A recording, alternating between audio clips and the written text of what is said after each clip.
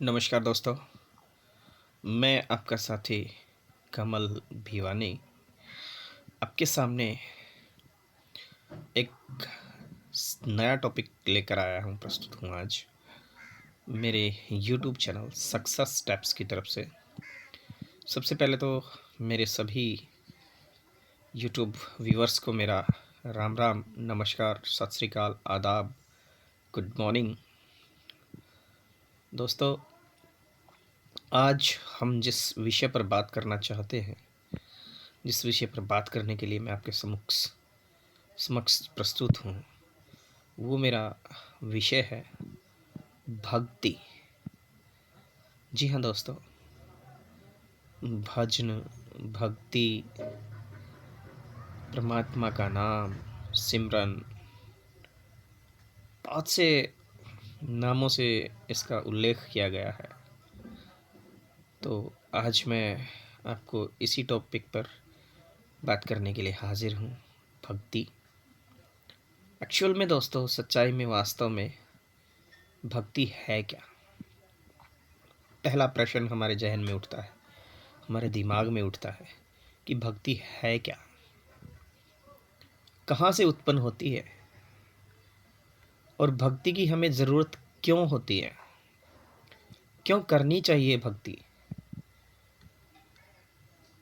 और भक्ति करें भी तो किसकी करें, और करें भी तो कैसे करें,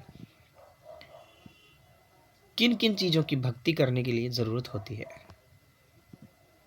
क्या हमें ग्रहण करना होता है, क्या हमें त्यागना होता है। और एक प्रश्न और उठता है हमारे दिमाग में, हमारे माइंड में, कि हम भक्ति तो करें माफ़ी चाहूँगा, कि हम भक्ति तो करें, पर कैसे करें, किस देव की करें, किस देवी की करें, किस पितृ की करें, किस पीर की करें, किस फकीर की करें, किसकी करें। क्योंकि हमें यही नहीं पता होता कि भक्ति अगर हम करें भी तो किस भाव से करें। क्योंकि भक्ति में मित्रों, दोस्तों, फ्रेंड्स, भाव का बड़ा ही महत्व होता है। एक बार का वाकया मैं आपको बता रहा हूँ। एक कन्या थी, वृंदावन धाम से कोसों दूर एक कन्या निवास करती थी, और वो अपने माता पिता के साथ, अपने पेरेंट्स के साथ, अपने फादर मदर के साथ दोस्तों वृंदावन बांके बिहारी के यहाँ चली गई। वहाँ पे दर्शन किया, श्री कृष्ण भगवान का अनन्य दर्शन हुआ उसे। अद्भुत दिव्य दृष्टि भगवान श्री कृष्ण की उनके ऊपर पड़ी। और जो कन्या थी, जो गुड़िया थी, जो लिटिल गर्ल थी, उसने क्या किया, वहाँ पर एक लड्डू गोपाल की मूर्त को खरीद लिया। और दोस्तों, मूर्त को खरीद करके अपने घर ले आई।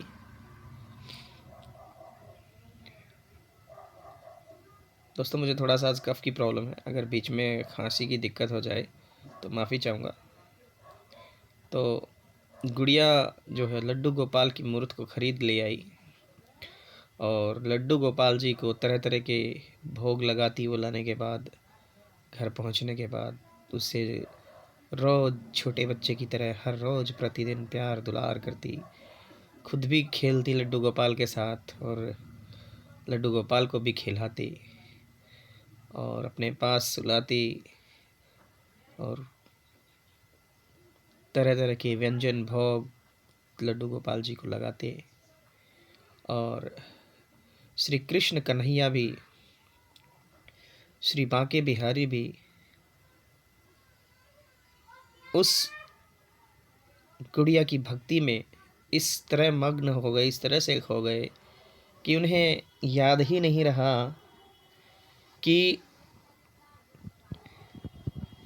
मैं वृंदावन धाम से दूर, मथुरा से दूर कहीं आया हुआ हूँ और बड़े चाव से, हंसी खुशी से, बड़ी सरलता से, सहजता से उस गुड़िया के पास रहने लगे।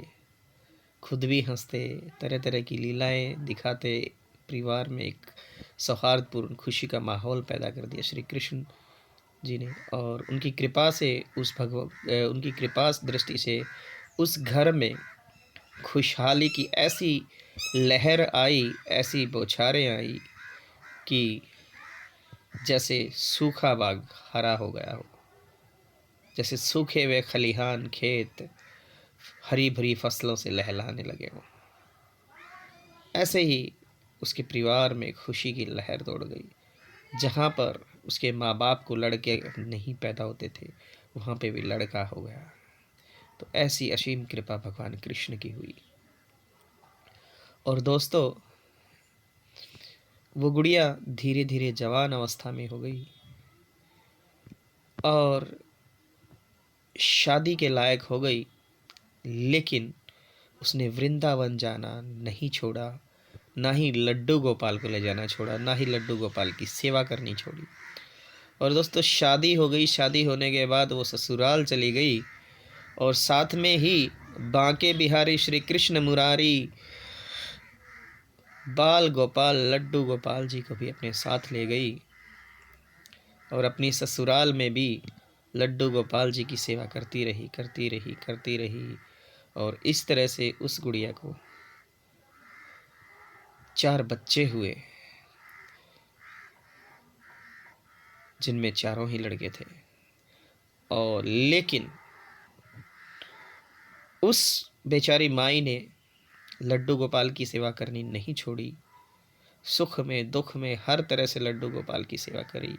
उसे रोज़ नहलाना, माखन मिश्री का भोग लगाना, नए नए वस्त्र सजा के श्री बांके बिहारी का तिलक करना, मोर मुकुट सजाना, उनकी बांसुरी का ध्यान रखना और उनकी हंसी खुशी का ध्यान रखना बांके बिहारी का।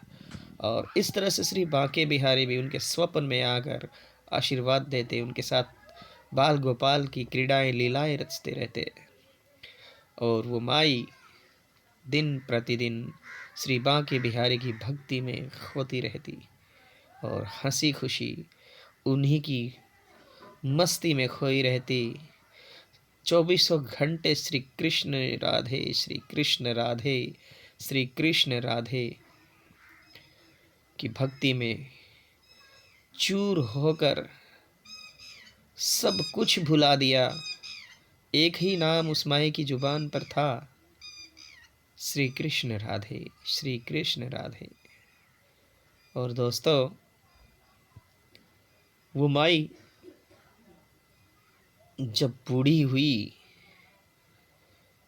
और अपने बेटों से बोली कि मुझे अंतिम बार श्री कृष्ण बांके बिहारी के दर्शन करा दो, तो दोस्तों, फ्रेंड्स, उसके पुत्रों ने, उनकी पुत्र वधुओं ने श्री बांके बिहारी के दर्शन कराने के लिए वृंदावन ले गए।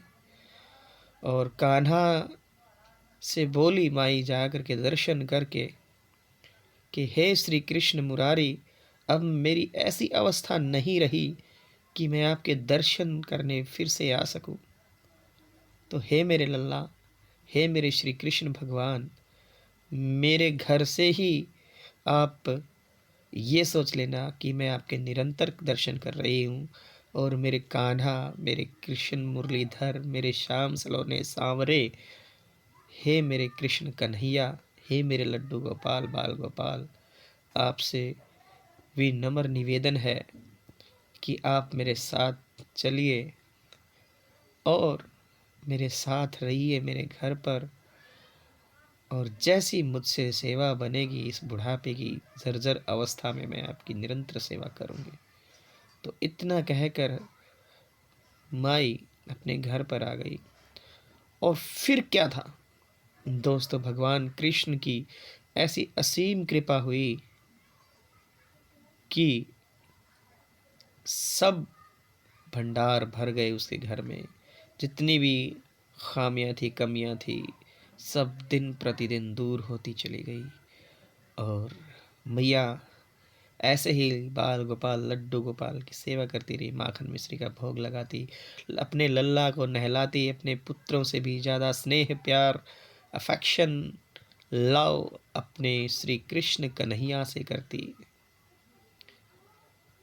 और श्री कृष्ण कन्हैया भी लड्डू गोपाल, बाल गोपाल अपनी लीलाएं दिन प्रतिदिन माता को दिखाते रहते।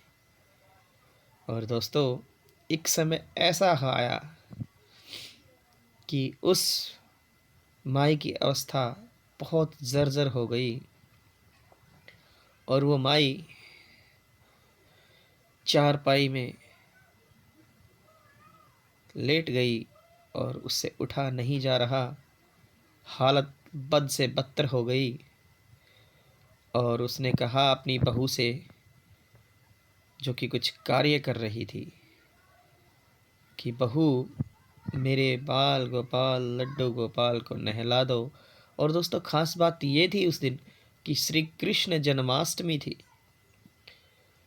तो अपनी पुत्र वधू से कहा कि मेरे लाल गोपाल, बाल लड्डू गोपाल को नहला दो, इसे माखन मिश्री का भोग लगा दो और इसे नए वस्त्र आभूषणों से सुशोभित कर दो।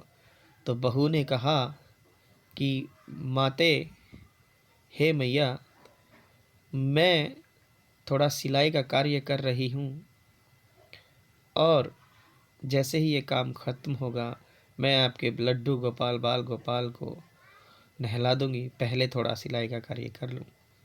तो दोस्तों, उस माई ने कहा कि बेटी, आज मेरी हालत ऐसी है कि मैं चल नहीं सकती, फिर नहीं सकती, अन्यथा सबसे पहला काम मेरे बाल गोपाल, लड्डू गोपाल का ही होता था।